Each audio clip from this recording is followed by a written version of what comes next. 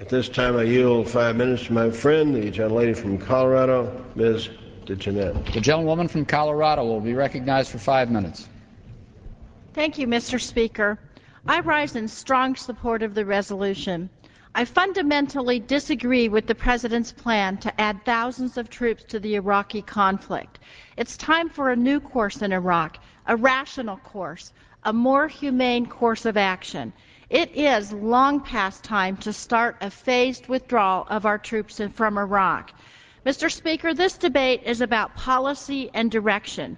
Surely the facts on the ground cannot be used to support continued or increased combat involvement in Iraq.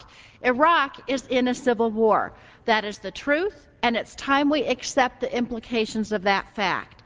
Our soldiers have no business acting as unwanted umpires or surrogate police officers. The latest national intelligence estimate concludes the term civil war accurately describes key elements of the Iraqi conflict.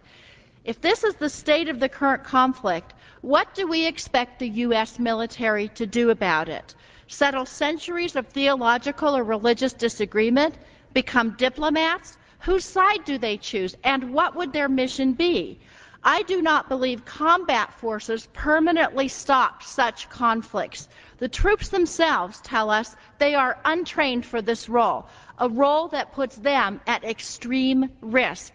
Yet, the President mistakenly continues to believe we are fighting illusionary battalions on phantom battlefields. So, in his mind, we need more troops for victory, a surge that will overwhelm and destroy.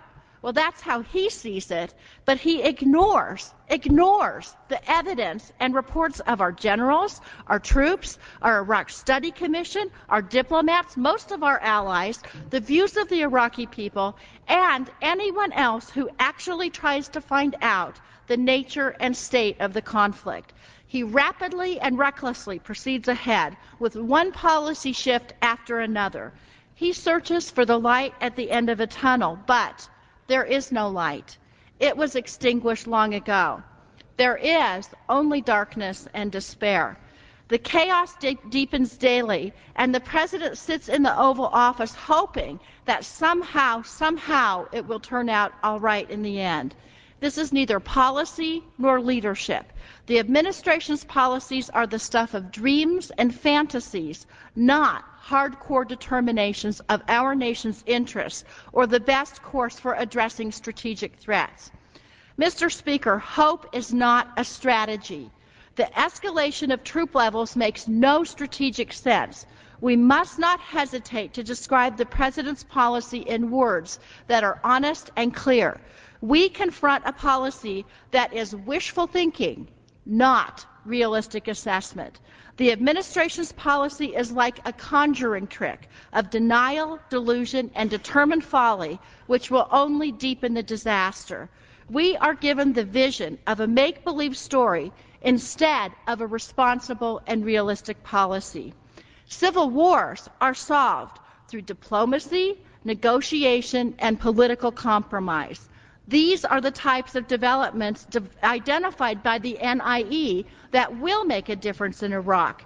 While the NIE warns against the rapid withdrawal of coalition troops, American forces can come home in a careful, safe, and deliberate manner. As the nation's representatives, it is our constitutional duty to stop this madness. It is our constitutional mandate to conduct oversight, and it is our constitutional imperative to act. That is what the Founding Fathers wanted. They constructed the Constitution to provide checks and balances. They did not give the President a blank check. The Constitution is a sacred document to this body. We swear to uphold it and to defend it. We do just that when we demand accountability from the President. We honor our constitutional requirement when we scrutinize policy. We defend our constitutional process when we demand that the President listen to the American people and end unilateral actions that undermine our nation's strength and place our troops in an untenable, lethal, and unwinnable situation.